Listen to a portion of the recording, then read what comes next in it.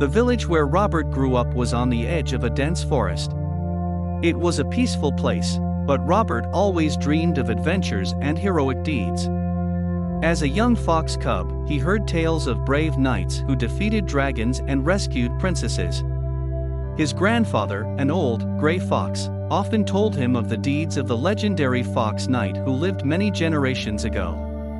One day, as Robert sat by the fireplace staring into the flames, he asked, "Grandfather, do you think I could become a knight one day, like in the stories?"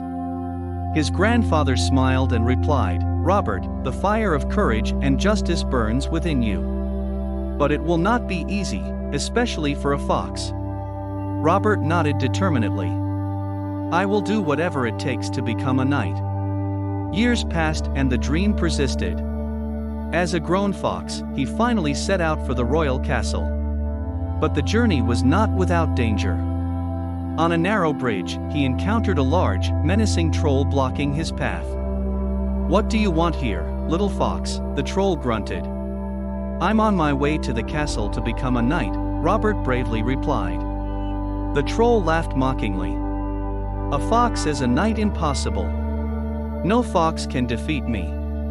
But Robert, clever and skillful, suggested, "How about a riddle? If you cannot solve it, will you let me pass?" Feeling superior, the troll agreed.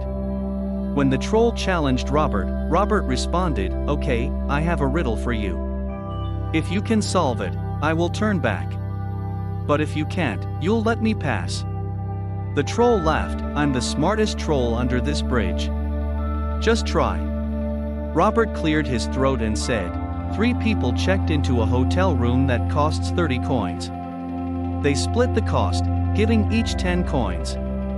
Later in the evening, the hotel owner realized that the room only costs 25 coins.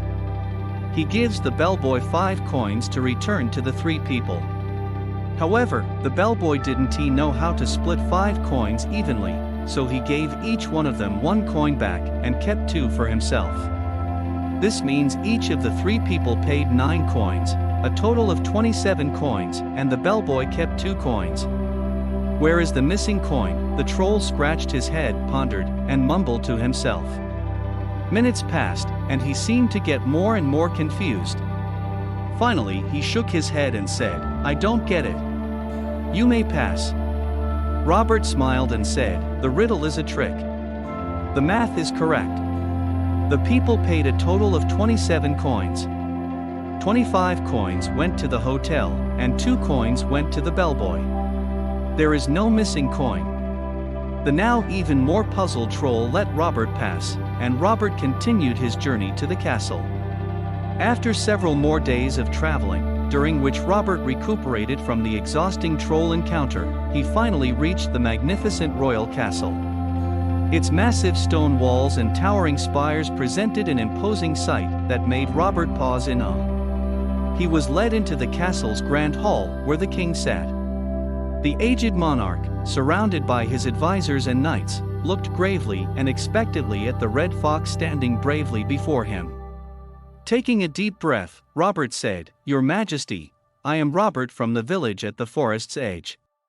With all humility, I stand before you with the wish to become a knight in your great kingdom."